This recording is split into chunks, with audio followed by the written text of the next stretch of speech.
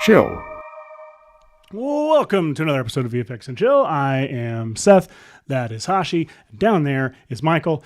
Everybody, we are repeating. Hey, everybody. History is repeating again today. We are coming back to Severance, a show that 2/3 of us love and 1/3 of us really speaks out about, hates, I think, right? Michael, you're like a famous hater of Severance.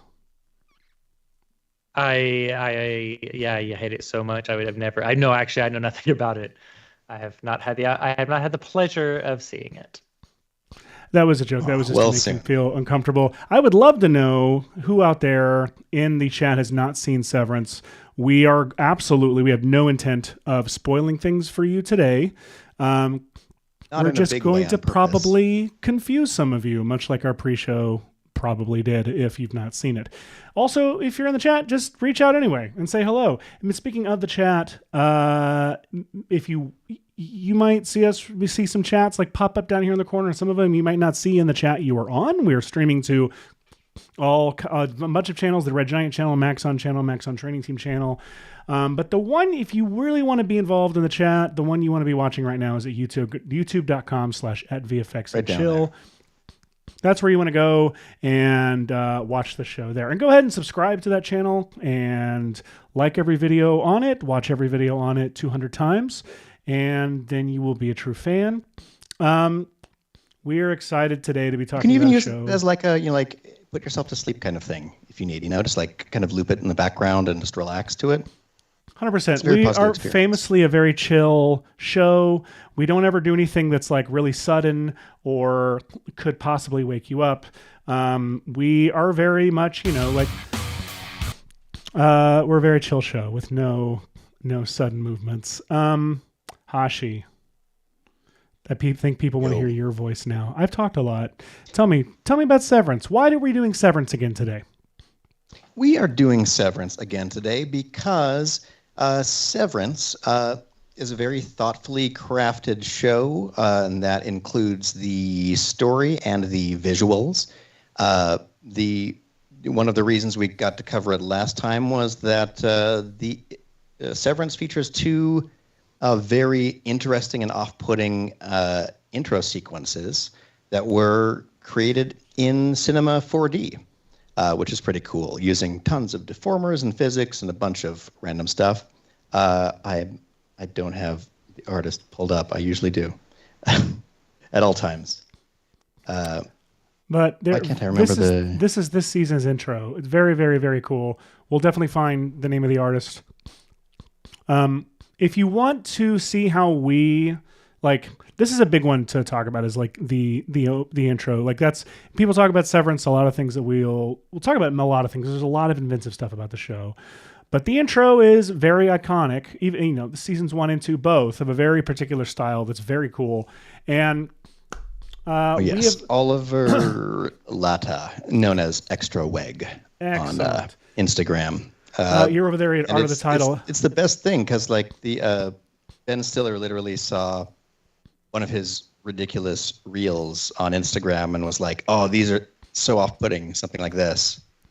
Yeah, it's awesome. I thought, oh man, what a human as a product weird way to explain that. And so a lot of that aesthetic makes it directly into the intro for this film, and it's pretty cool. Now, we're not talking about the intro today. We have actually talked about the intro before on a previous episode. I forgot that you had this. Who did I just say this actually looks like? This is like... this looks like... I'm so uncomfortable. Looks like Jack Valenti combined with a skeleton. And a little bit of Adam Scott. It's definitely a dead person. We're going to come back to that. Some sort. But anyway, Michael's got the intro there in the chat. The Severance opening titles episode, Severance. We are today going to be talking about some VFX that we have seen in the show that we want to imitate or recreate. What are those, Hash? Remind me. Should we jump to some clips? Do we have that ability? Yes, I have clip ability. Which you want? Awesome. Maybe we could start with the nightmare. Nightmare. Okay, we're going to try not to spoil anything. Someone has a nightmare in the show. And it looks a little something like this. So I don't want to play the whole scene in its entirety and get canceled. But no, but like obviously as a movie that takes place, or show that takes place in an office setting. Wait. What? All right, anyway. Obviously, this is a departure from the usual visual style of the show. If you've seen any still from it, it is kind of a minimalist, minimalist mid-century modern, sure, 70s inspired office. I don't know what I would call it. Min-centramalist turn is what I would call it. I think that's what everyone nailed it. Everyone calls it that. But this sequence, however, it stands out. It's different. This is an episode that we won't get into it. There's an episode that's slightly different in season 2 than most of the looks of most of their episodes, and particularly this dream sequence in which a character is walking through this hazy, snowy, dreamy-like place. Now, obviously, Seth, yes. Speaking of, someone made a joke in the chat that you might recognize. Oh, interesting. Michael Palek. My friend. Pre-release handbook toast. Anyways, is that what you want, Michael Palek? Is that what you were after? Our instant drop machine works. And it was so natural the way that we did it. Here's what I'm curious about. Just want to remind everybody real quick that the auto drops are on an automated system. I can't control them half the time. I'm curious in this sequence, like, obviously, like most of the foreground, the sticks and stuff was either location or a set. This is a very expensive show. This show is famously went, especially season 2, over budget, and it all is on screen. It is a beautiful show. It is not only just very well written, very, very, very well acted, but it's visually gorgeous and sounds amazing as well. But I'm curious. I have to assume, just like I do with anything I look at now that's on TV or in movies, that it is augmented in some way. And so I'm curious, like, what here do you think is worth recreating, Hush? Well, it's interesting, like creating kind of those like atmospheric, like landscapes, like, nightmare landscapes, would feel very much like, Stranger Things or The Gorge or whatever. Have you seen The Gorge? The Gorge. Yeah, The Gorge just came out. I have not. That's a fun movie. We saw that. I liked it. It was fun. I enjoyed The Gorge. 4 out of 5 gorges. Would gorge again. Would gorge. But there's a lot of this like volumetric hazy atmosphere in The Gorge, and it's has very specific color palettes in The Gorge as well, which is very cool to look at. There's a lot of scenes. I always think of Kong Skull Island, which a movie that I adore. There's a whole sequence that's ludicrous, involving poisonous gas that goes away really quickly, inexplicably, but it's like all of this green, foggy atmosphere, very influenced by Apocalypse Now. I have done looks like there's the Blade Runner also. Blade Runner 2049, the Las Vegas sequence where Gosling goes and finds a character. Spoiler alert. Go watch Blade Runner 2049. Come on. But I do know that Film Riot has done an episode before on how, like, I know those guys they recreated specifically from Blade Runner, like those Blade Runner shots in post. Oh, nice. We've done it some here on the show because I know there are a lot of shots in Sketch that I did this on, and I know we talked about it at some point, but I do not remember what episode it would have been. But what could we do differently this time? It's a good question. I mean, I feel like one of the neat things about the lack of information you get adds to the mystery and also means that it doesn't need to be the most crazy 3D model or I feel like there's a 2D approach to this with like stock footage and layers. and then there's a like redshift render with atmospherics and stuff kind of thing. Yeah. I could imagine us trying both a little bit. I can imagine it too. You know what shot I really want to do? And let me see if I don't want to spoil anything. See, if you want to go to my screen, I have a scene that I can talk about for just a second too. Okay. That I think yes. Talk about cool. that. Obviously, you know, I will try not to spoil anything that isn't in the trailer there. But let's see. Open those pictures to have in the background. But as they are expanding what types of settings you get to see in this weird Severance world, this one I thought was a striking bit of production design. And my wife was like, how did they film this? Here's what I think, and had some theories as to how they created this setting. Do either of you have either know or have any inklings as to how you would accomplish this? I know how I would want to do it is just to shoot outside on a cloudy day with these hills and then key the sky and replace it with the warehouse building. I would think that the ceiling, I think it's a stage. I think they shot it on a stage because that doesn't, like that looks like it's on a soundstage. They probably built the wall, or there's blue screen or green screen back there, but the ceiling is definitely replaced because they probably have, full lighting rig up there on the ceiling. And so I would imagine the ceiling is added in post at the very least. You tell me, Hash, do you know? So boom, you both have elements that are pretty right. So this is I hear that I was right. That's what I really heard. That's most important. The UK or something like that. I actually don't know where it is, but they built basically like a wedding tent kind of thing around it. And then at the base, in some directions, they have little bits of set, or at least the right tone for what the digital replacement set would look like. And the entire sequence was filmed by this goat, which is pretty cool. Here you can see some of the practicals. Oh my God. But pretty amazing. Yeah. So they had so I think that back here is probably where they entered from. And so they could do that cool, like a reveal shot that you're in a very natural ground. Before the show, Hashi, you and I were talking about how like, it's real hard to make each other laugh on the show because whenever one is talking, the other one is doing something. And this was a moment where this almost passed by me. You did the goat, right? The goat is you. It's not. They didn't come that way. No, this is from the photo. Brilliant. So good. I don't know if it is actually. Goats. They are. Their main goal in life is to break things and chew on them, and they're very curious little buggers. I'm sure they didn't even need to ask the goat to do. I thought you were going to say they're gearheads. They're famously gearheads, which is they're cinephiles. They love checking out camera gear. Fear, incredible. Checking out cameras. These are the kinds of innovative things that aren't it's weird. It's super weird to put a field in the middle of a office building space, and I feel like these weird juxtapositions are what the show does that are so off-putting in a weird way. It does, and to make for their VFX being pretty unique. Absolutely. Anyway, that was another scene that I thought was cool.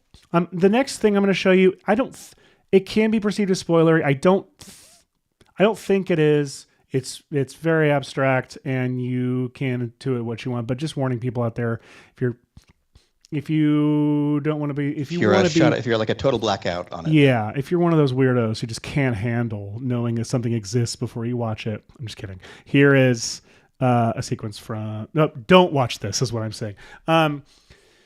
So I really love these visuals. The show has been doing a lot of this season, where it is juxtaposing. Not juxtaposing, but it's like intercutting with these really cool jump cuts and blending. It reminds me of that the David Fincher Nike ad. Oh yeah, I think it's Nike. I don't know if it's Nike. Did we talk about that on the show at some point? We did at some point. I don't remember for what. This is the episode where we never remember things. But obviously, what's so cool about this is that it's not just intercutting between shots. It seems to be blending elements of one shot or one take into other ones, and I'm sure there's a lot of, I'm sure these are all augmented in some way so that they're lining up and matching so perfectly. But I would imagine, but I can tell, they're also leaving so much. They're keeping it really glitchy, and the feet aren't perfectly lined up each time. Same with the chairs down here, which tells me they might actually just be doing this in the cut and not actually augmenting anything. But even still, I kind of want to see if I can create this effect, not from scratch, but from stock footage or footage of myself and some I like that. Some gin fill or something. I'm gonna see. That's kind of what I want to do first. And there's other stuff if we get bored that we can play around with. But I'm curious, do we want to talk about the abomination that you showed us at the beginning, briefly a second ago in cinema? Nah. Okay, great.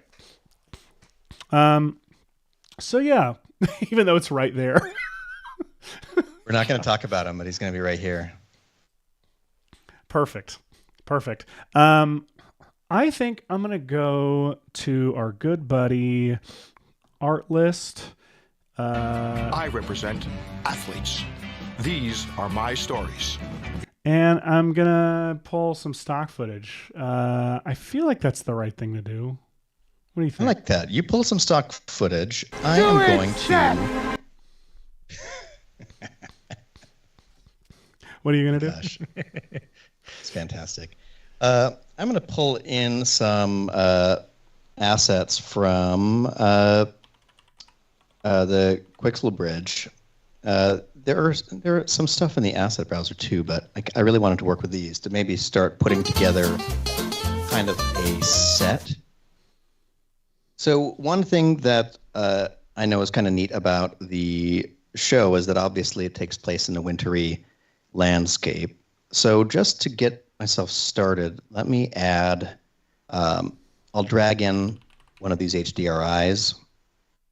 And once I do, you'll see the look will change quite significantly. I'll close After Effects in the meantime.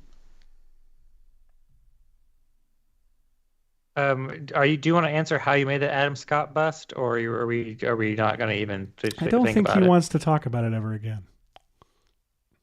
No, that's fine. I threw a model into that Avatar SDK maker thing, but then it kind of sucked, and so then I grabbed the model, subdivision, surfaced it, and then remodeled the shapes a little bit, and then went and got some photos and used Substance to project them onto him. It was a whole thing. It was fun.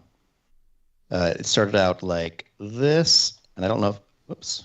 Oh, I guess I must have saved over that texture at some point. And to be honest, I don't know if it ever got any better. You have to show us. That's fine. You explained it enough. Perfect. Ah! There's also this reference, which I felt was too weird and sad. That's like this is from a shot of Adam our favorite Scott actor in the trailer, looking up from down, and I thought, oh, maybe I can photogrammetry just that small rotation of the head, and it kind of worked. Oh my gosh.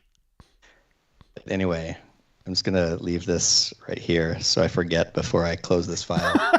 My favorite thing is not remembering what are on my other tabs when I'm working, and then when I go to close it, it'll say do you want to save this? Do you want this in your life? All right, so here's a fun, quick tip. All right. So I have all of these materials. I really like especially this tree right here. And now that I have the dome light in there, if I go to Redshift and start IPR, I can see a little preview of this looking a little bit better. Let's see. Oh, I should close my other. I have this saved too. Why not? Let's save Severance. Okay, freeing up some GPU, and here we go. All right, so this is the background HDRI, and it's lighting this tree right now, which is kind of cool. But it's a winterscape kind of scene, so I want to show you a cool little technique. Let's focus on just this tree, I guess tree number 2 here. All right, I'm just going to hide the others for a moment. I could solo with that too, whatever. So if I highlight this tree, you can see the material that it's using is this one right here. If I open that, it's called this dead tree texture right here. So If I open that up, you can see the nodes for this. Basically, it's a so this isn't in a node form. So I'm going to do something that didn't work for me the other week, but now it does. So watch this. I don't want to use this. I want to use the new interface. So I'm going to close that. I'm going to select all of my textures up here. And then I'm going to say Material, Tools, Convert and Replace with Nodes. Then I'm just going to sit back. You'll see down on the bottom corner here, things are baking together. One thing that I think that I usually do on the show is I go to my display settings and say, let's make everything a little bit bigger so y'all can read stuff a little more clearly. Hopefully that doesn't break my stream there. All right, cool. And we're back. Okay, so now if I go to this and open it up, you'll see that it's similar looking, but this is the new node editor. This is what we want. And it's kind of neat. So as you'll recall, this output object is what ends up being rendered here in the viewer. And you can click on any element of in the node tree, and you can press this little solo button if you want to just see one item and the way that it affects the texture. So I can press solo there, and you can see just this pattern on here, which I love. Yeah, I use it all the time when I'm putting a Maxon noise into the scene because, you know, if I'm driving a bump map with it, I want to see what size the noise is, what it looks like. So that little quick solo button is so much easier than the old way of having to connect it to the output every freaking time. And in fact, I'm going to go in here and I'm going to go to Adjust and add a color multiplier and just make this tree a little bit darker.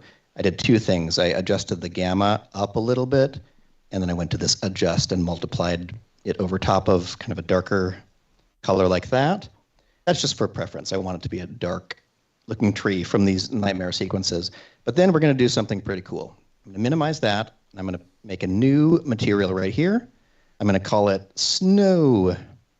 And then I'm going to go into here, and let's do a couple of things. Let's just for quickness, let's just make a white texture there, and we'll make the roughness a little bit higher. And let's scroll down and say that there should be some subsurface weight if it's snow. Maybe slightly cool subsurface color, something like that. I'm just turning it up a little bit like this. Every time I start doing snow, I'm always tempted to use the car flakes, like the car paint flakes shader to get the sparkles. Oh, that's a good idea. The sparkles are I didn't say that you should do it. I just said I'm always tempted to do it. Yeah. Brian the White is asking, do you think all the computer screens are practical, or do they do all the computer screens in post, or do you think it's a mix? They didn't ask that, but I'm adding that on. Computer screens tend to always do in post. It's just too much time to do. I've heard anecdotally the screens are on, and they do literally have like some kind of interactive version of the game that looks sort of like the one that is in the show, but then they're all replaced by the end. I knew they had it for that New York experience they did, like the live experience, but I didn't know that they do it on the show too. They have like a version. Maybe that was the interview that I'm remembering. And it, like Adam Scott like broke his like pretty quickly in. Classic. Yeah. Classic Adam Scott. Go ahead, keep going. Oh yeah, go for it. No, I'm just gonna say an update. I've got this shot of this guy. Hey. He's like, hi, I'm in an office. And I'm going to go through and do a couple things. I think what I might do is just like chop up the scene a little bit. And one thing that I like about this is the way that it glitches where his hair kind of changes. He these chairs over here, like wiggle back and forth. His body has slight adjustments and movements. And so I'm wondering if I like chop this up into pieces and then reorder them so that like it'll jump back and forth between, or you know what I could do? I could do almost like a wiggle on the time. That might be crazy. What would that be? That would be like enable time remapping. Mm-hmm. And then do you do what, like a wiggle and then posturize it or something? Yeah, you could try that. Or random. Like random was going to be intense. Random. But, yeah, you're right. I mean, I've done things like this before. I've usually used some kind of a wiggle expression, and I don't remember really what does it the best way. Here's what I'm actually going to do. I'm going to go to my project settings. I'm going to go to time display style. I'm going to go to frames. So between 0 and 272, and I'm going to say random, or no, because I want... Well, do I do random and then can I do, is it a minimum, a maximum in here? Is that what the parameters you put into a random expression? Yes, between like a random number between this and this. What you could do is you could say like x equals and then a random number between there and there. And then the output here is time plus, like x, like posterized to 12 or something like that. So it only changes every... Is my internet sucking or is so yours, Hash? Michael, is Hashi coming in? Everything seemed smooth on the playback over here, but maybe not. Okay. Michael, what's your experience? Are you... Let us know in the comments if we're coming through slower or anything like that. Let me see. I don't know if I'm a good person to ask. My internet's always crappy. Yeah, you both are looking real choppy. Oh, I do. On my end. You look like I'm coming in. I'm seeing the feed from the show super smooth, except that I look really choppy. Yeah, you and Michael both look choppy in in the playback window. That's weird. Okay. Weird. All right, anyway, we'll go back to you while I'm sure continue figuring must have this enabled out. our time remapping. We'll go back to you now. All right. So hopefully this plays without too much crazy delay. All right. What I'm going to do is in this node editor for the dark tree trunk that I have, I'm going to kind of slide my output way out to here. And then I'm going to add a couple of nodes. One, I'll just press C and I'll type material blender and add one of these right here. And then I'm also going to press C and add a reference right here. And I'll put my reference right there. And here is a little material swatch, which is pretty cool. So I'm going to use the surface right here. And I'm going to drag snow that we just created right into here. And now this is going to source this texture. And then I'm going to use the material blender to blend, to kind of go in between, to blend the snow and this together. And here's how we're going to do it. We'll take the out color, and instead of going straight to the output, it'll go to the base color for the material blender. And then this output will go to there. So the first thing that happens is effectively nothing, because it's just mixing those two together. And then what I'm going to do is, since this reference is snow, I'm going to click it over here to this material color section. So it's going to try to grab color from it, but then it needs a second blend color, which is usually mask or something like that. Yeah, I can't see Hashi's screen either. I mean, I can see the screen, but it's kind of stopped moving. I feel like this has got to somehow be related to my internet going out, but Michael's sucks too. That's weird. I mean, I'm getting everything from Seth just fine. That's so weird. Yeah, I'm getting everything from Seth fine as well. Maybe Microsoft is already shutting Skype off. Maybe it is. It's giving us hints. Yeah, I am totally frozen. Maybe stop sharing and then start sharing. Yeah. Well,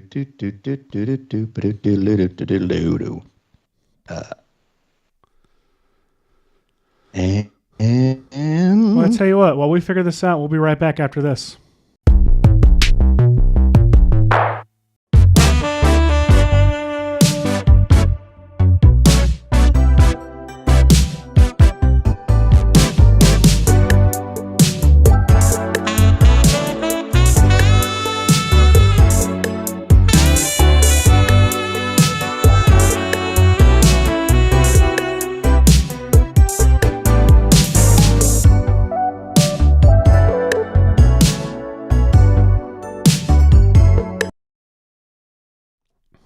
Welcome back. If you're just joining us, I'm Seth.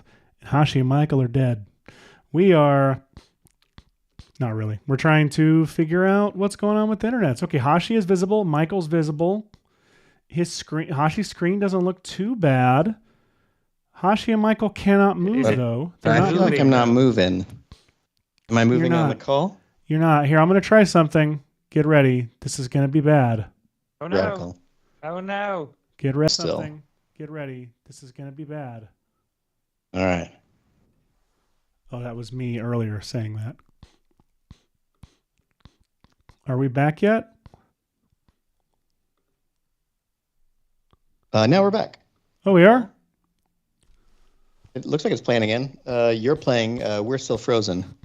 I'm going to move my arms around. Tell me if me moving my arms around shows up on the feed. Yes. Yeah. We see you live on the YouTubes. And I'm moving my arms around? Can the audience hear us? If someone could confirm. Audience, are my arms moving around? We know that only Seth is visible. I can hear Hashi. Don't know if... Oh, I can hear Hashi and Michael. Can you guys hear me? All right, Noseman says that Seth's fine and that you can hear us all. Yeah, but can you guys hear me? Yes. We hear you. I don't know why I nodded, knowing that distinctly you can't. Yeah, you can't nod. This is now an audio medium. Okay. Amazing. Well, this is phenomenal. Yeah. Here. It's worth it. We never get to do this. Here we go. Seth. Oh, what? Oh, no. We never get to do it. Seth, also, something else. The YouTube chats, I'm trying to pop them up on the screen, and that one's stuck. Oh, interesting. This seems like it's coming from me. Interesting. Yeah, so they can hear Hashi's moving us. again. Hashi's moving again.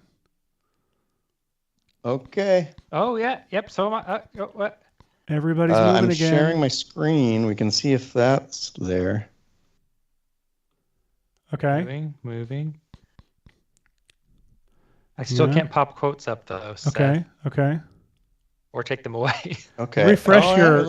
I think that looks back. Yeah, your screen's moving. Yeah. Okay. The only thing we're missing is the quotes. Wild. All right. Well, okay. The quote. Let's figure this out. All right, you guys. Hashi, you teach while I figure that out. All right. So, how did I forget the next thing?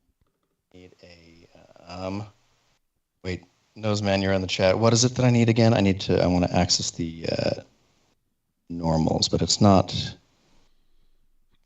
from the normals. It is vertex attributes, maybe.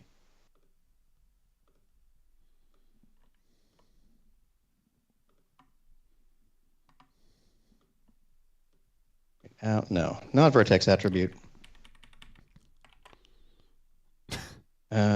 Shucks. What do I want here?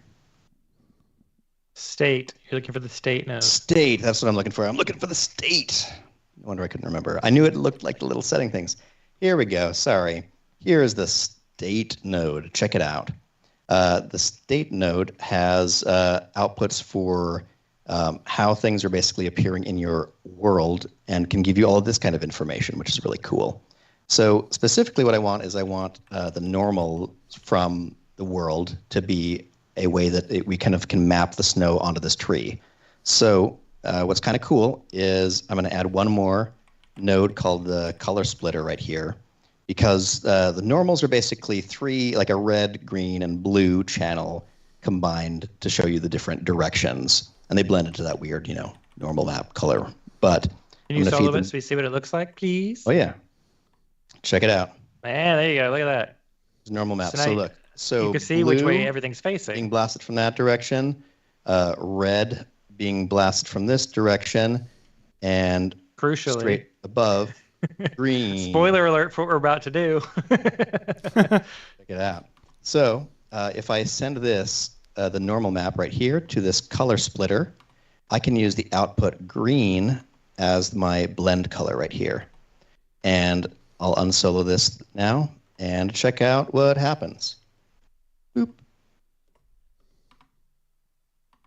Did I freeze? Is that what happens? Did it? Here we go. So check out this. Now you just have snow where things are pointing up. Just the top of the tree is dusted with my snow texture. Pretty cool, right? Let's see. I can do the same thing. Let me do this. Just the one that's like on its side. Here we go. I'll show that process one more time in whole. All right. So we'll add in this thing. I feel like my whole thing is playing sluggishly, but since this one's nice and sideways, I think it's going to show it off even better. Here we go. Here's an object. I know it's very dark because we're doing this dark sequence. We can dive into it. And what's kind of cool is if we've done it once before, we can copy the nodes from over here. And I can say copy my reference, my state, color splitter, and material blender, and copy those, and then dive into this texture right here, make some space for them, paste this little combo right here, and all I need to do is plug the output color from there to the output color there, and now everything should be doing what it just did in the other. Here we go. Oh, and I think after I pasted, it lost the reference in my reference object. Yep. Drag the snow back into there, and then I'll come back out here and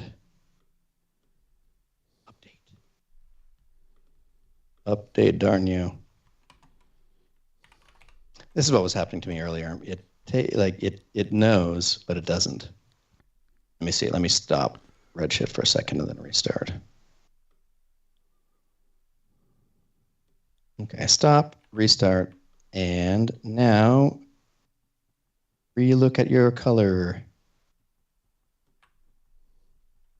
There it goes. Yeah, that's super distinct. So now we've got some white peppered on the top of the tree there. Look at that. So now I've got all this, and we can start doing something kind of like we did on our Jurassic Park forest episode, which will be fun. Yeah, kind of cool. I'm going to continue to do that for a couple other things. How's it going over there, Seth? Good. I'm working on Lockdown. So let me jump out of this and actually just, maybe I can walk people through it. But so I've got this sequence where I just kind of like pulled some later, like 4-frame jumps from like later on in the plate. Nice. So it's just these little jump cuts. And what I'm doing now is I went up here to my plate. This was originally just like it was a video file, not a bunch of pre-comps. And I went up to the plate, I right-clicked it, said replace with pre-comp, and then it automatically replaced all instances of it in the project with this new pre-comp that I made called Plate Normal. Then I have duplicated, and that's what this is. All of these right now are just the normal plate. Then I have a duplicate of it called Plate Change, and I think I'm just going to do like 2 versions of each, right? I'm just going to do like the normal version and then like a adjusted version. I might actually, and I could honestly, I might make more just for fun. Just like start having his wardrobe and background flip out like crazies. But for now, I'm going to start with one changed plate. And a couple things I'm going to have to do. I'm probably going to want to roto him. I think I'm going to get to that. I'll probably want to create a clean background, like a clean plate to work with. For now, I'm going to go ahead and I want to, just to show you, we've done this on the show a bunch of times, but I'm going to apply lockdown to the plate. I'm going to click pop out. And I am doing this to this is kind of probably a dumb idea to do it to the entire stock footage clip, but why not? I'm going to do it, Seth. I'm going to track some specific points on his wardrobe that I think Lockdown should have an easy time tracking, I would hope. And Then I'm going to click track all the second that I'm ready, which is not yet. Let's go with all of these for now. And I'm going to click track all. And it's going to go through here and it will track the whole thing. So maybe I could, I could do a tracking break. But honestly, it's pretty long. I think it's going to take a little bit. So I might go back to you. What do you do? Hey, Seth, before you do too much, there's a comment from Demizart, who is watching on the Maxon channel, asking if you can make the main screen bigger. There is a lot of margin around the screens, and they would like it if at some point we could make these screens we're demoing stuff on bigger. Might be a discussion for the next season when we redesign things. But problem is when I do that, then we're covering.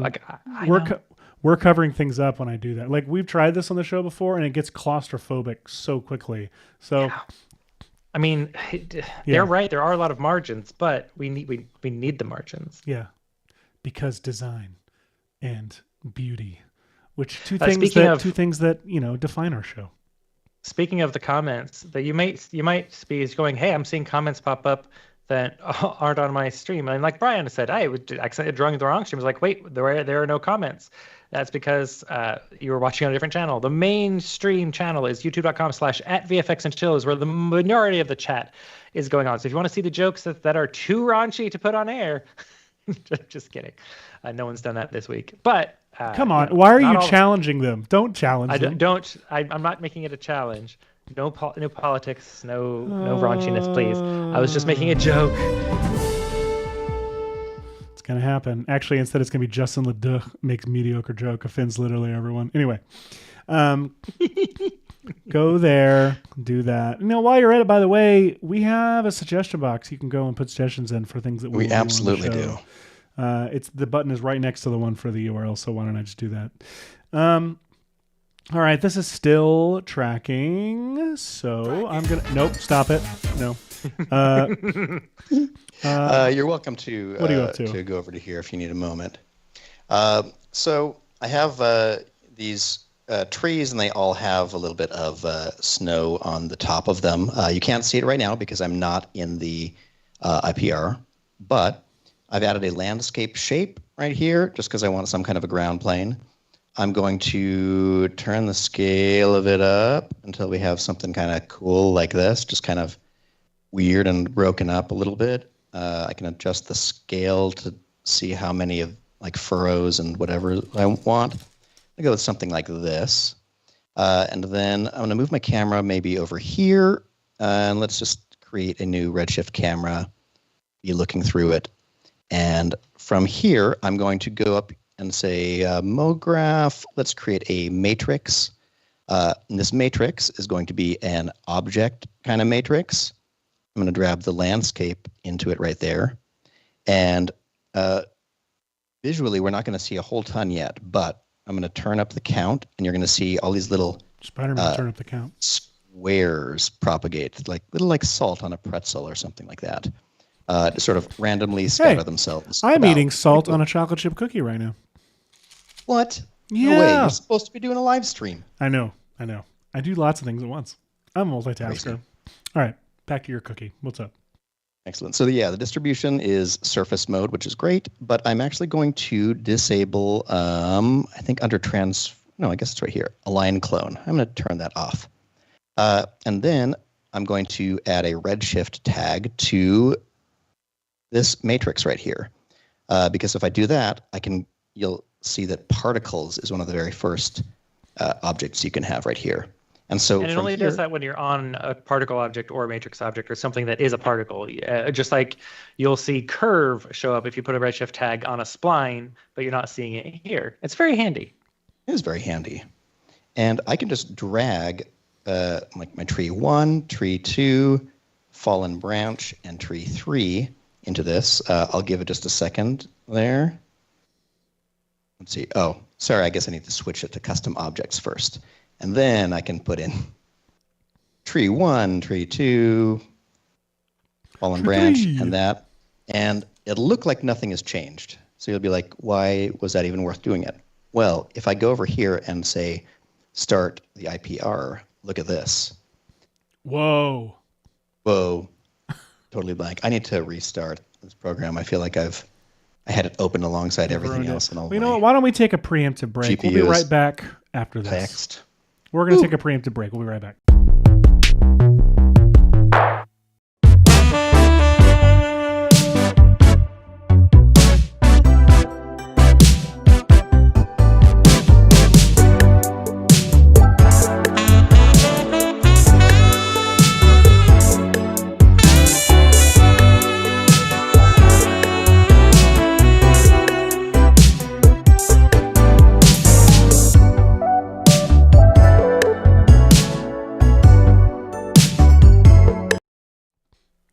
Welcome back. If you're just joining us, we are doing some Severance-y stuff. My shot is almost done tracking, so I'm going to switch over here and check it out.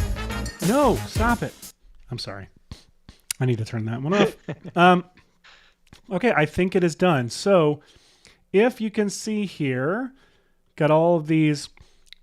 I'll select them all so they all maybe appear better as yellow.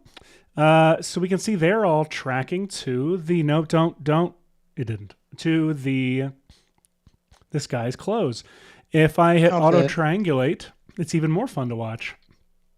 So nice. Now and that you want to control or command option shift some new dots around the app. So you can command option shift, hold that down, and click around here to create a larger radius area outside of here. Because if I didn't do all of these, so if I clear the mesh and auto triangulate, if I hadn't done that, it would have just been inside. It would have given me just that area inside this space to be able to replace.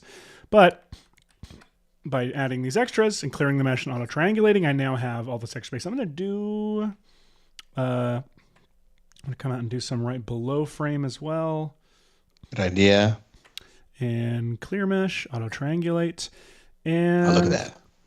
I'm going to say set the lockdown mesh UV frame as the first frame, just to be specific. I come out of here and I'm going to hit lockdown. And now it duplicates my plate. So I have my plate as it originally stood with no effects on it.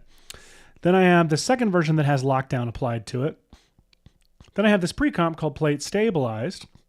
And basically this one right here, this new one that's been generated, is going to exclusively be whatever I put in this stabilized pre-comp. That will now be mesh tracked onto the guy's close. So I'm gonna rename this close. And so if I go into this pre-comp, I've got this checkerboard here. I'll turn that off. And just to kind of show you, I'm gonna be like shirt in this My Neighbor Totoro font. What's released handbook. Anyway, what was that?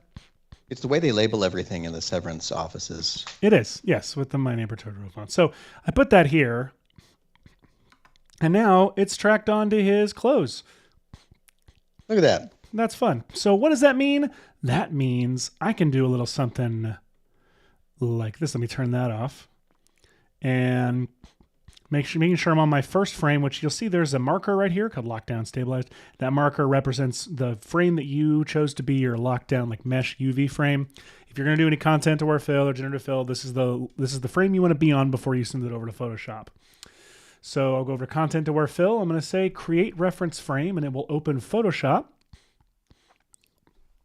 where I will be told for the 80,000th time, I'll be told for the 80,000th time that there is a new version of Photoshop and I should update, and I will ignore it for the 80,000th time.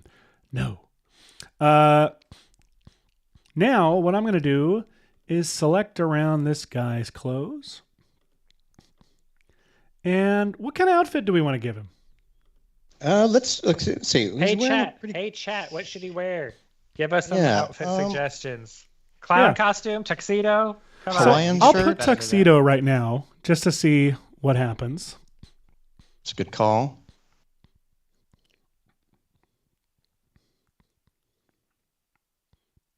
Dapperizing in 3.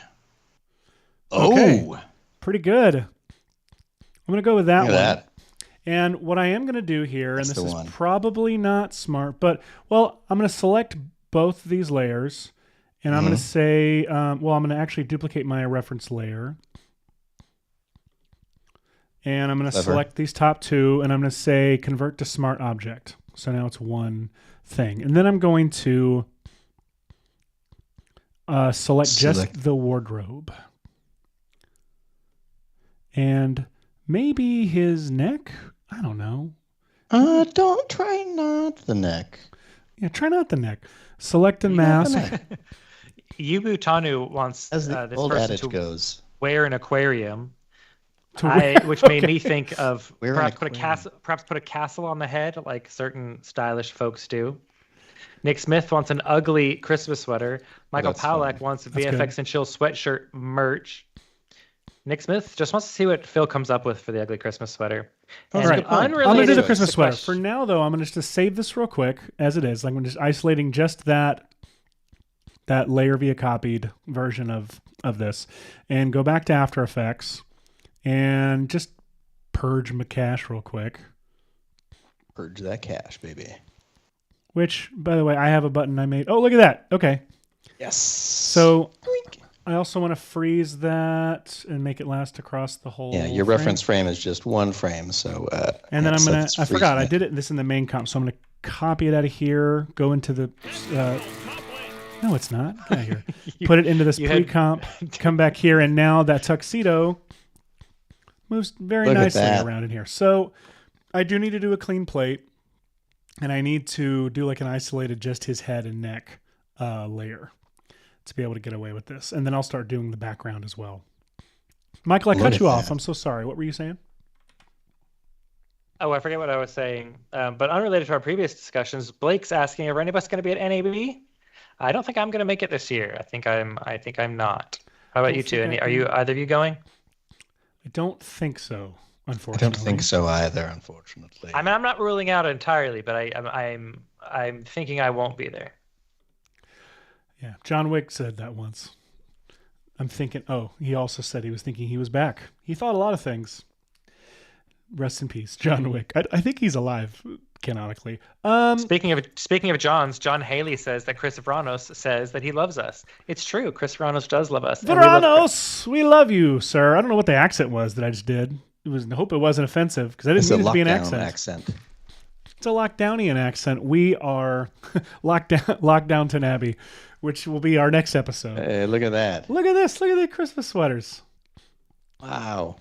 Every time the content where Phil wants him to be smaller, Jason Murphy says we should probably warp or liquefy the tux to fit the shoulders more to make the person not shrink every time content aware Phil does his thing. Let me tell Phil, I you, mean. that's a brilliant idea. Rather than painting out, see, this is the thing, kind of smart thing Hashi would do, know to do, is instead of doing this paint out garbage, I'll just apply liquefy to it and just I do this trick so often to stretch avoid his painting body out. to be bigger. It's ridiculous. Because look at this. Look how. I mean, it's a good not solution to it's this not was. Look very how flattering natural to he him. looks right there. To be completely honest, this is not the most flattering look for him, but it might be. We'll just say this is like the David Byrne suit, is what this is. This is like he's gonna do one of those like quick change magic shows. He's gonna rip it off for the next sketch. where you're like, look at this. I'm just wearing this simple tux. It's not over. This 20 looks of nothing. ridiculous. I'm in a real tux, not a cocoon. It's amazing. I'll mess with it. All right. While you mess with that, I can show people what my next step over here would be. Yeah. As you recall, we added a matrix object with a landscape referenced right here. And you can see all these little like squares laid out, which is neat, but you can't really see, the trees for the wood. For the trees for the forest. There it is. So I'm going to start the IPR, and look at that. As soon as I do that, Nice. In render, what it's doing is it's creating all of these clones using Redshift, which is really handy. So Yeah, because that means instead of Cinema 4D sending a bunch of geometry data for every single tree to redshift. It just sends each tree once to redshift, and redshift then just kind of copies and pastes in the GPU at render time, so it doesn't have to hold all its geometry in memory, and it's just a great way to instance things if you're doing like a whole forest. And the cool thing is, this is on a matrix object, so on the matrix object, you can use all your normal effectors that you would put on a cloner, so like a random effector for this, the rotation, and for the size. And yeah, for example, right here, I'll throw a random effector in here, and then we'll go to parameter, we'll uncheck position, because we're already getting that for free. Let's do some rotation. And is it this? Probably heading. Heading. Oh, whoops, yeah. I keep on trying to switch this back to XYZ. I really prefer XYZ. I'm going to turn that up way past 360 just so I know I'm getting a random arrangement of those. So yeah, check that out. I could even add some scale if I wanted to. Maybe uniformly scale them so they're not getting too stretched. Oh, whoa. Question. Now, I will say you need to make sure that your anchor points for all of these are the point you want them to be growing from. I believe that I set that up correctly. I'll take a little peek under the... Yeah. I think I did set that up correctly. That was just a note for folks. A note for folk. I like that. All right. So I have this really blobby, blurry HDRI background just because I wanted just a little bit of information, but not a ton. Right now, I feel like I'm not... Yeah, my snow isn't as visible as I wish it were on these trees. But that's okay. Displace it. Let's see. Let's try it. Let's go over to here, and we'll go to... oh, no. It deleted the reference to my snow when I got rid of unused textures. Wah, wah. Okay, good to know. Good to know. Let's... While Hashi rebuilds his snow thing, Seth, what is the Whirly script panel? We need a drop for this. Oh yeah, Whirly scripts is my. Well, you know what it is. Michael, you explain what it is this time. I got a cookie in my mouth. Sorry. Oh yeah, sorry. I just didn't realize that you had accepted cookies. The Whirly scripts panel in After Effects. If only had a drop for when I make a bad joke. The Whirly Scripts panel is a dream for us to chase. No, it's a panel that Seth made of his own tools, and he's teasing us with it by having it float in the background behind us at all times in the in the stream, as you can see it right up there. No, it's just Seth made a bunch of tools and a little panel he can easily throw his tools into a scene with, just for his own personal workflow. It's one of the great things about After Effects is it's so extensible, and the After Effects team works really hard to make After Effects extensible. And it means you can add on to it and make it be your own thing. One of the product managers at Adobe who works on After Effects has said that After Effects was made to do things After Effects wasn't made to do. But they spend so much time making it so you can add your things onto it, because people use After Effects for so many things. It's not just for basic motion graphics. It's not just for visual effects. It's used for all kinds of crazy workflows that you probably wouldn't even ever think of. And so anyway, the point is Seth made himself a little panel that does things. Brilliant. Damn it, Michael! Good job. All right, what have we done here? Whoops, I plugged some of these in wrong. I'm Russian and trying to get everything plugged in. You're what? Russian. I thought you were American. It's a twist, just like that hit TV show, The Severance. There are theories, Russian-related theories around Severance. Russian roulette theories? No. Well, that's Squid Games. Yeah, that's Squidrance. Jeez. All right. Anyway, which is its Squidward spinoff. I think the next thing that I ought to do here is I'm going to go to the intensity of the HDRI and turn it down a lot, something like this. And then I'm going to add an environment object right here, redshift environment. And it's going to blind you. I usually warn people ahead of time, but I didn't. Bluishes, and then dive down to kind of a grayish, just slightly blue color. If you want like a nice subtle, simple fog, you can turn the scattering to 0 or maybe very low, and then just turn the attenuation up to an appropriate amount. It's one way to do it. It just makes it nice and dark, depending on your color, of course. But you can do all kinds of things. What's really cool is you can adjust the camera contribution of this fog, or the contribution of this fog, to like a light.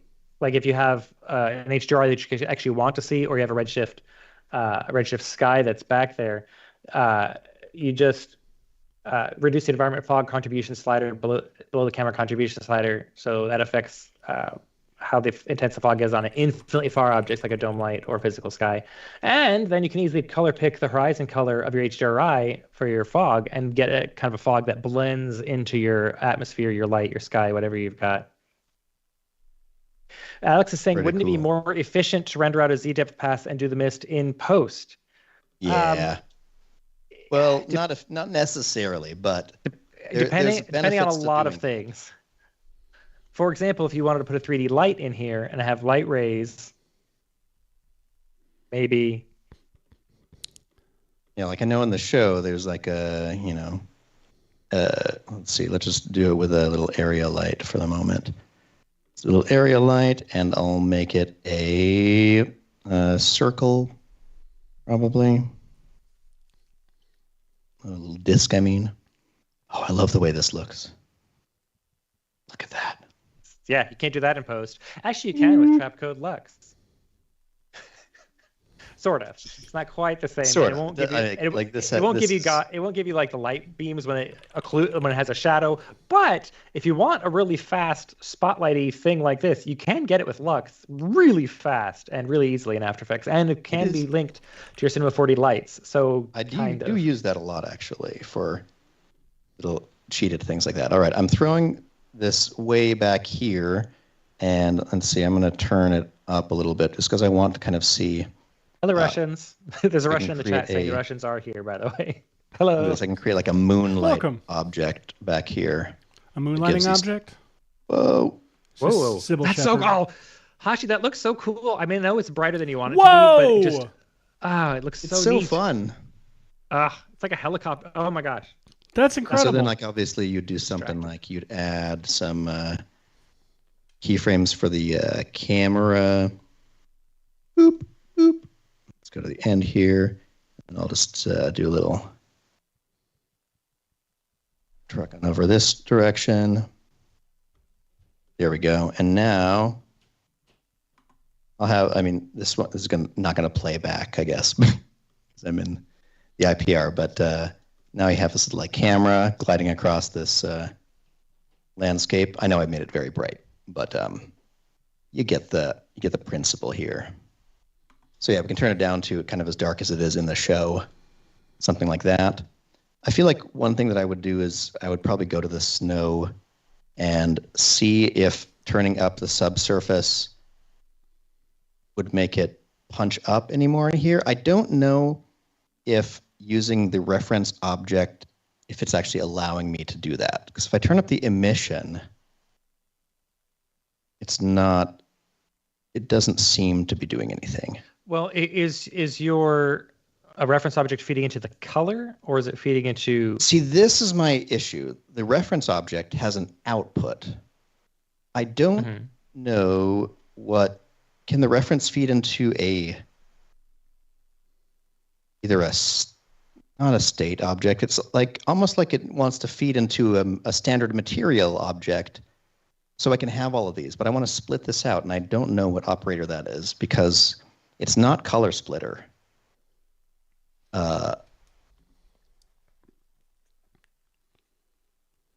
Like this is stuff that I learned like 2 days trying to figure this out, and our amazing Node Man was helping me with this.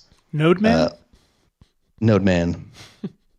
Let's see if I check additive. I imagine that's just an additive blending mode now, right? Brightened the heck out of that one. I think this is what I thought was fixing it for me earlier, but I don't love it as much as I did then. Linear Drift is saying, let's discuss camera morph, LOL. I just discovered that the other day. Camera morph is a great tool for certain kinds of things. When you say, I know I want the camera to be here at this point and then here at that point, and then I want it to move between those 2 points. Camera morph is a very easy way to get that done. Another really cool thing that you might not have discovered is there's a camera crane and a a motion camera setup. The motion camera setup is really neat. You can have your camera follow the path of a spline or just position to position, but you can add in things like the physics of footsteps, physics of the arms of a cameraman holding it, and it's actually genuinely physics-based camera movement that's really neat and really cool. There's a lot of neat tools built in there. Viazzo is asking, is this the VFX for the official show or just a remake? We are not people who worked on the show. We are just talking about how you could recreate some of the effects in the show. So, for example, Seth is working on how you could recreate some of the effects of a particular scene where it's kind of match cutting / VFXing between outfits and places. And Hashi is working on how you could build a 3D set to match one of the ones in the show.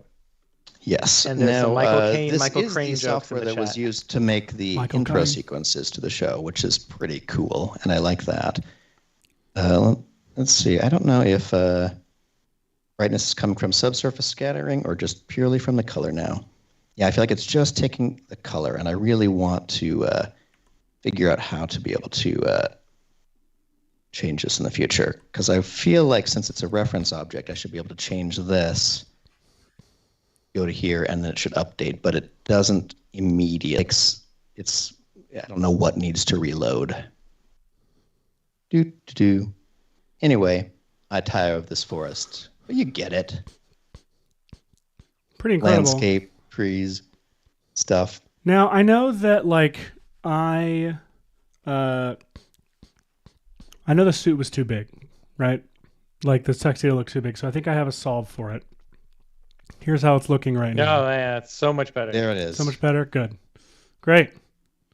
Done. Stylish. Not really. I'm going to go and do the Christmas thing now. All right. Well, if you're interested in the VFX from the show, then get out of here. yeah, I think that one of the, let's see. So we do know that ExtraWeg used some cool digital objects, like digi doubles of these characters to do some funny effects. I can do one of the kind of silly effects that happens in it with this little model I have right here. So check this out. Let's look at this face object here. I'm going to go to Mesh, add. So let me go into polygon mode, and then I'll deselect, and then I'll go to Mesh, add, close polygon hole. There's a huge polygon hole on the bottom right here. Boom. So I'm just going to seal that up a little bit, just for the next step I'm going to do. Now I'm going to take Adam Scott, and I'm going to try to inflate his head, a la the second season's intro. So instead of trying to work with this geometry, not that it's that high level geometry, but it's enough that I'd rather do a simulation with something with less. Let's go to filter, turn off the work plane, and then let's add a couple of things. I'm going to add an actual ground plane here. I'm going to move up this character and set him kind of right on the surface like that. And then we're going to go and do a couple of things. The plane doesn't really matter, but I'm going to go add a collider tag to it under simulation. And then I'm going to go to these three objects, and I want to add them into a volume builder. So I want my face. I'm going to throw both eyes in this volume builder object here. And this is kind of weird. What you see here, what it's doing is it's creating these voxels, these kind of Ooh, that head is tiny. Representations. It is tiny. This is, I think, the right scale for a head, which is ridiculous. So anyway, I'm going to go to these, and I'm going to turn down the voxel size to like 1 centimeter. Now you can see I have this voxel approximation that's much tighter to this face, which is great. From here, I'll put this volume builder object into a volume mesher. I think I can do that by holding down Shift and then selecting, Shift. Is it Control or is it Alt? Alt. Michael knows. Down Alt. Darn, could have been right. You never know. I'm going to solo just this object. Now you can see the volume builder is inside a volume mesher. And if I press NB, you can see that it's a new smooth wireframed object, kind of like this. In my volume builder settings, I can add a couple of things. I know that it's trying to kind of put it like a net over this whole thing, so I can have a simplified geometry. But I'm going to do a couple of things. I can click on this smoothing object right here, and there are also some things like close and open and dilate and erode. And what those do is by a certain distance. Oh my gosh! Keep in mind, you've got the this, guys from AI. You've got the layers happening, so this is happening to only part of your mesh, and that'll do it to all of it. There we go. So I'm adding a dilate and erode because that basically builds up clay around these and then pulls it in. It's sort of like a double matte choker object is the point. So I'm going to kind of look at both objects together, and then I'm going to inflate the strength of this dilate and erode until it's big enough that it is definitely, pretty much containing the entire Adam Scott head. And now this volume mesher gets to go into one more object. I'm going to hold down Alt, and I'm going to put it inside a remesh object. And the coolest thing about that is, look at this. It puts these smooth topos on here. But I can say, I want this to be symmetric in X, and I also want this mesh density to be more like 25%, the number of polys. So I'll set that to 25%, and now I have fewer. And maybe even less. Let's try 15. That feels wow to me. So you may already be ahead of me. I'm going to press C to turn this into a mesh. And you can keep a copy of that if you want. You don't have to work destructively like I do. But I like to work destructively. I'm going to grab my grab tool and just stretch out that a little bit to encompass the nose a little bit better. I can also, if I want, go to the remesh object and check X-ray. Then I can see kind of how tight to the face this mesh is, and maybe kind of make it a little bit tighter in some areas. It's generally important for your character to not poke out a lot. You want it to be kind of as tight as you can get away with that still encompasses your guy. This is pretty darn close.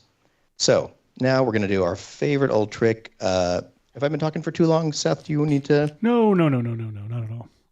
All right. Well, let's do it. This should be fun.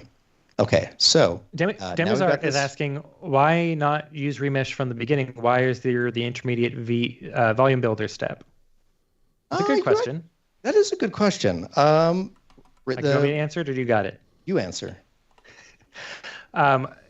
It's not necessarily that important for this specific mesh, but for what Hashi's about to do. But for many instances, like in our fire episode, Hashi needed trees to react to something falling through them. I think it was the fire episode. And the trees have way, way, way too much detail for what he's about to do.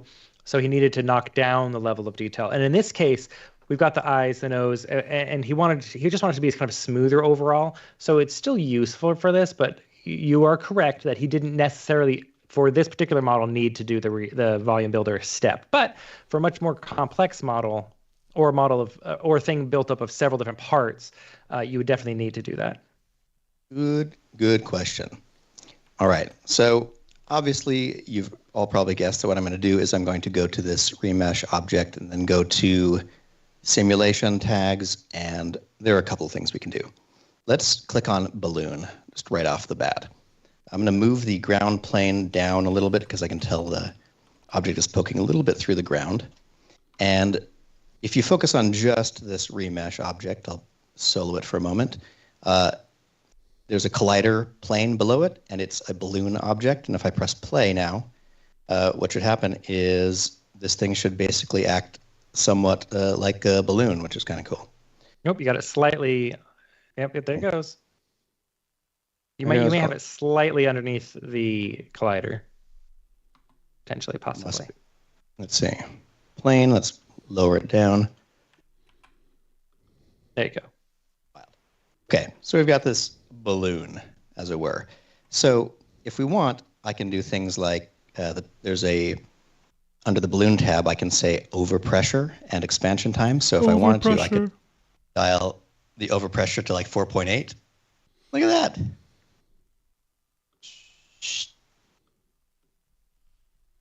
So it's doing that with this really simplified model. And what's cool about this is now I don't even need to look at this object. I can go over to my object that is containing the face and the two eyes right here.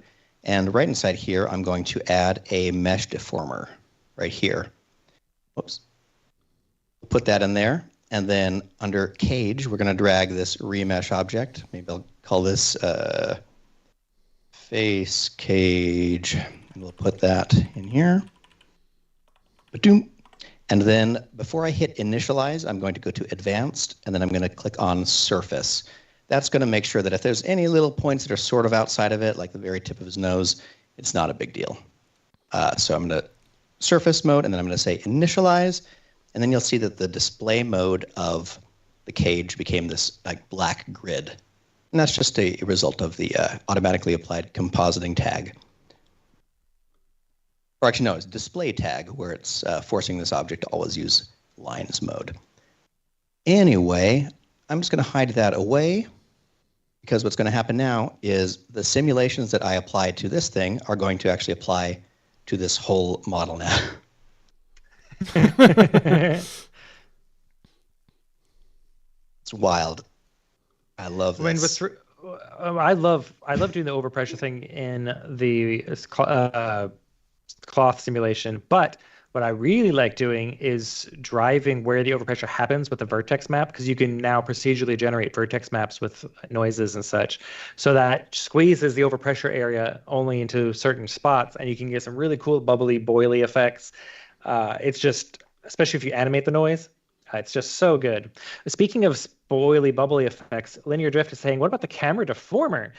Yes, for those who are not familiar, the camera deformer is M4D. Like any deformer, it deforms geometry, but it does it from the view of a camera. It's like the mesh distortion tool in After Effects, where you get a mesh and you can move the mesh around and it just kind of smears your picture around. It does the same exact thing in Cinema 4D, but with a mesh from a specific angle of a camera. Very useful for a still image, just getting things put where you want it to be, but really also useful for a ton of weird other kinds of effects. But yes, the camera deformer is a fun thing. I'm doing this in a slightly odd way. I'm just going to the, I went over to tools and then the paint tool, and I painted right on top of the face cage, which gives me this little vertex map right here where the head is all a high value and the body is pretty still. And what's cool about something like that is if I go hide the object, I'm going to go to my cloth settings, and under balloon settings or under stretchiness, there are a couple of things that I think will all affect this. I can drag this map into there. And so if I turn down the expansion time so it'll be a little bit faster, I can press play here. And now you can see the head is way overinflating, which is kind of cool. That's awesome. And you can play with this. The expansion time could be even longer. You could go to the surface and say that the stretchiness is also influenced by this map right here. I could do things like go to the, let's see, point mode. I guess it's hidden or whatever, but I can select all of the bottom points. Whoops, I'll go to a side view, why not? Select all the bottom right there like that, and then go to my cloth tag, dresser, and fix points set. You'll see they turn purple like that. And now the base of this is going to be fixed, which I think will be fun to watch some effects happen like that. So let's hide this again. Let's press play. All right, so now I think the bottom is trying to hold still, and the rest of him is becoming, whoops. Oh no, camera, go back.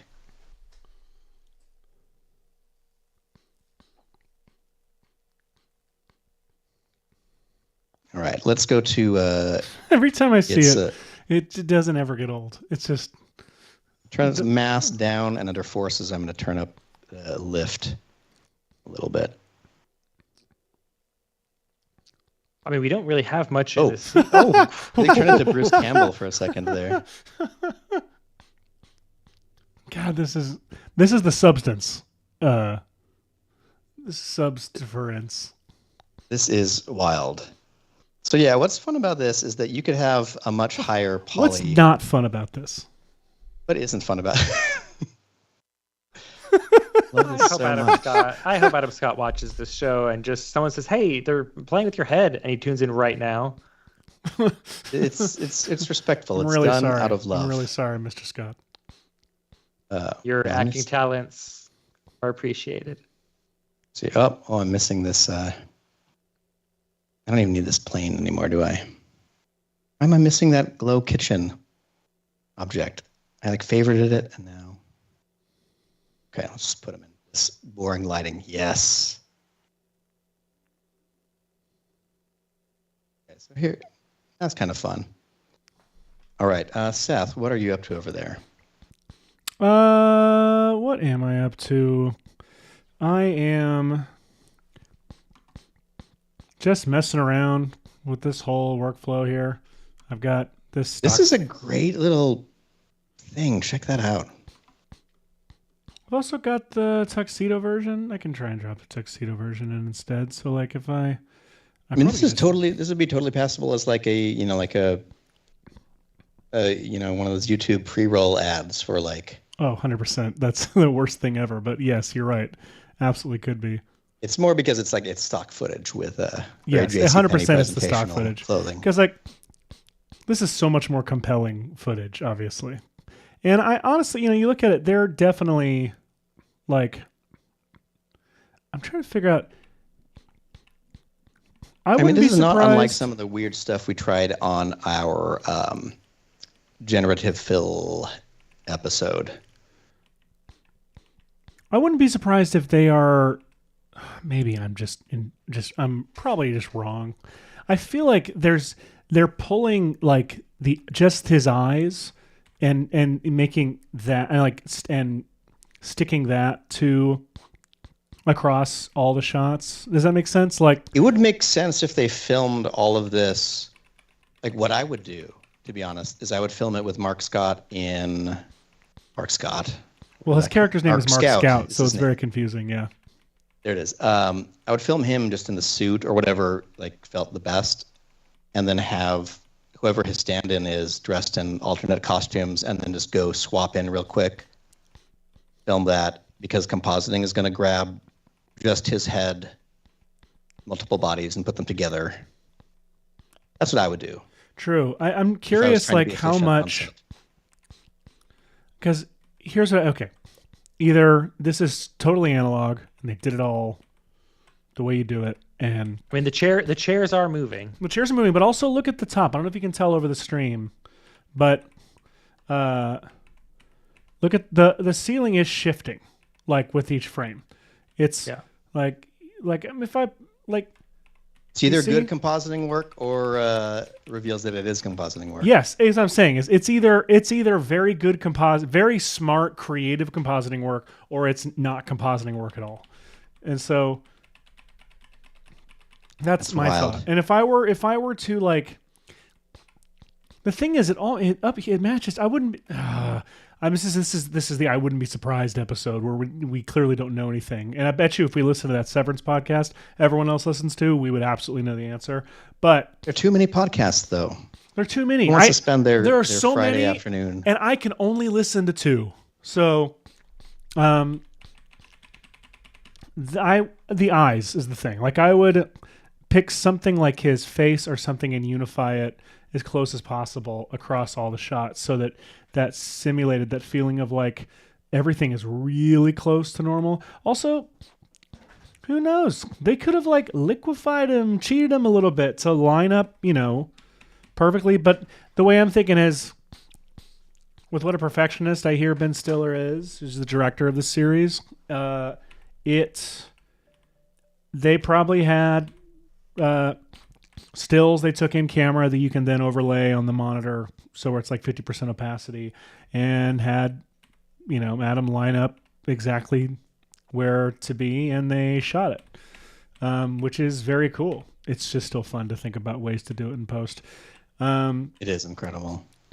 I just couldn't find a plate that's this cool looking or dynamic, where like the actor wasn't, where it either didn't look like stock footage or the actor wasn't like moving around and drinking coffee, which like I don't want to deal with that. Wow. Hey, we got to take a quick break. We'll be right back after this.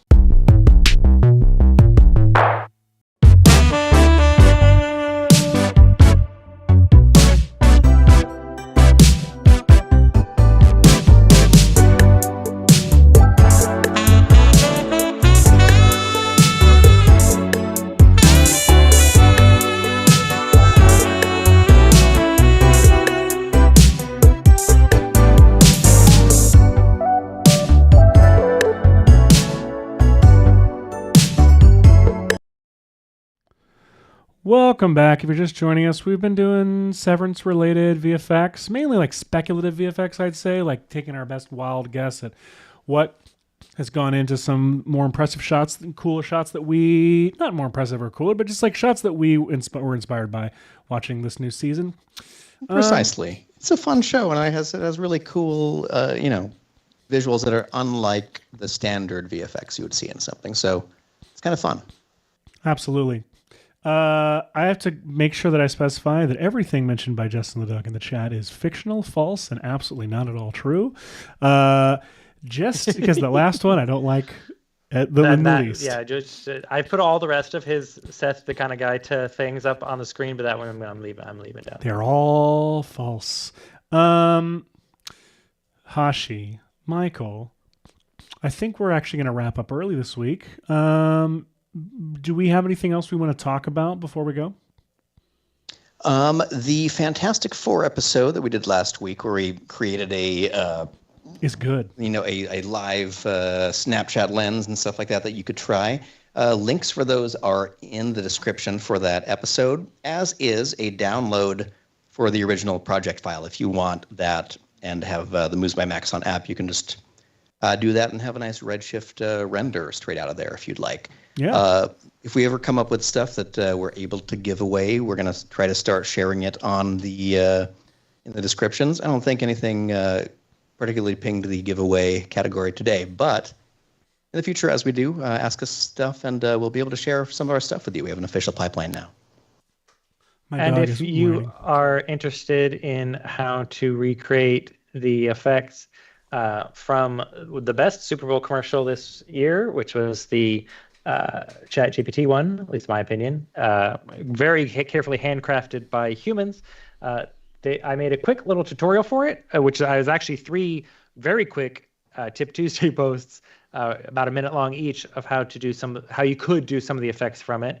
One using Red Giant Universe dither tools just to kind of quickly fake it, and another one using some of the tools they actually used, because they actually did use Cinema 4D and Trapcode Form to make it. And so I show some ways you could do some of the effects in the tutorial on the Red Giant YouTube channel. That is linked in the chat.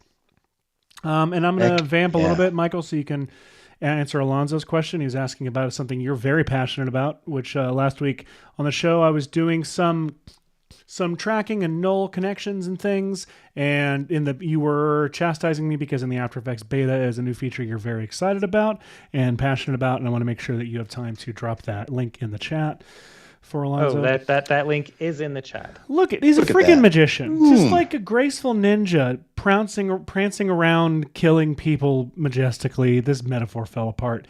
Everyone, we're so excited you watch the show. We're so excited to see you each week and for you to see us most of all. Thank you so much for being here, and we will see you next week. I believe so. Yes, we'll see you next week. It's lovely. Bye-bye, all.